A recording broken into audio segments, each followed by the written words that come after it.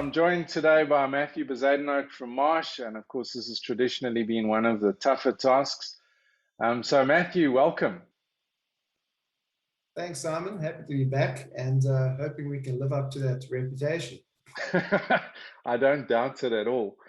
Yeah, Matthew, I mean, we're getting to the end of the competition now. So I think what's going to be different this season to what we've done before is we're actually going to be announcing the winner in this last task. The audience at home that had a few questions about cumulative points, but literally every episode starts, everyone's on 0.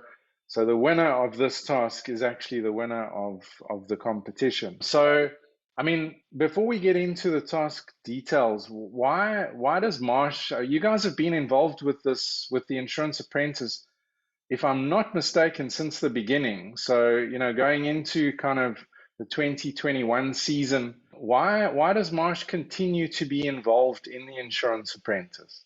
I think Marsh finds it very important that we add value back to our local communities. I think it's important that we contribute to learning and development as well, and thought leadership, and really in those industries in which we operate, so risk and insurance. The Insurance Apprentice is obviously a premium show, I suppose, in the space, and a bit of an industry leader in terms of getting the name of the insurance industry out there. And we want to engage and be involved in those scenarios.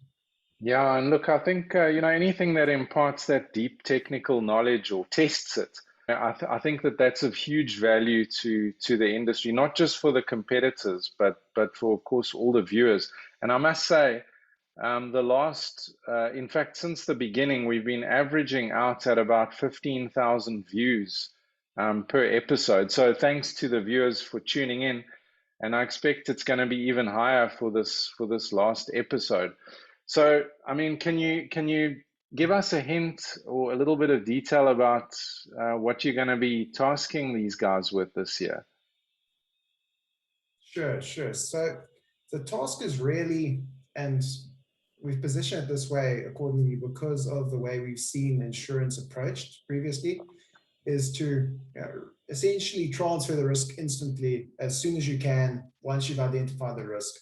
And we want to think differently about risk. So we want to start with the real risk itself and then get to the solutioning. So part of our approach is really first to identify the risk, then to quantify it, and then you determine the correct strategies once you've really defined the risk. And that could be transferring, that could be retaining, or that could also be essentially looking at how you mitigate that risk, so through various implementations. So the task now is looking at it from that standpoint, looking at a client portfolio, so a client that's plagued with a few challenges and issues in the environment, and that really don't know what to do about it. A few recent catastrophes, as you'd expect from our case. There's always a bit of a catastrophe.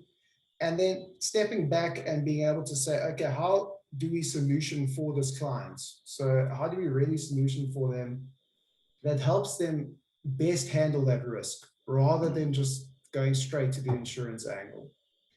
So I think that is a task. It's very much a risk retention and risk financing task, first and foremost. And it will be involving looking at a few, how can I say, without giving away too much, a few vehicles that might be appropriate, and understanding in total what the client's optimal risk retention versus transfer structuring is. So that's key.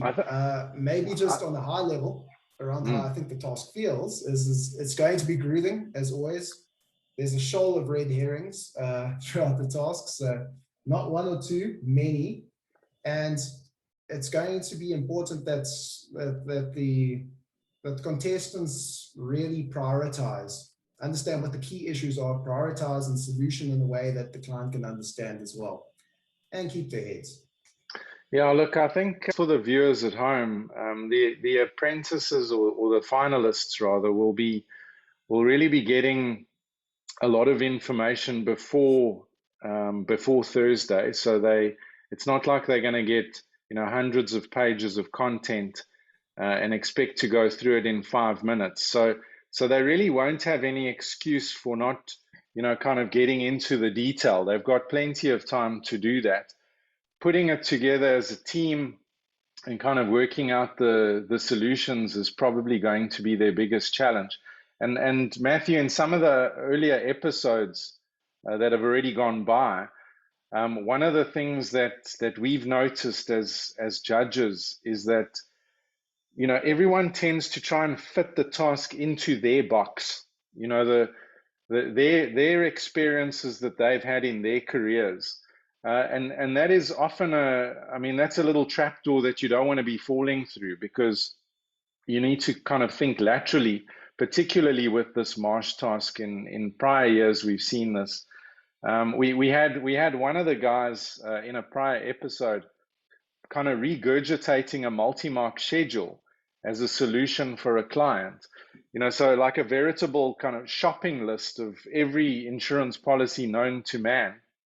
And that wasn't the right way to go. And I think if the apprentices do that this time, they're probably going to find themselves kicked out of the competition before we even get to the end of the episode. Do you think underwriters or brokers are better at looking at this? I guess underwriters are even more in the boxes. My experience, brokers are better with these sorts of tasks, definitely. Underwriters, like you say, they've got their key focus, right? Yeah, it's trying to like sort of shove it into a silo. Yeah, exactly, Yeah. exactly. Yeah. Okay. So I think we'll see some great things coming up on the next task, and I'm really looking forward to seeing how these things are solutioned. Also knowing some of the contestants. Are you going to be looking out? Are you going to be looking out for? I mean, what for you sort of typifies the insurance apprentice? Even if you go beyond this task, what does that person represent or look like to you, the winner?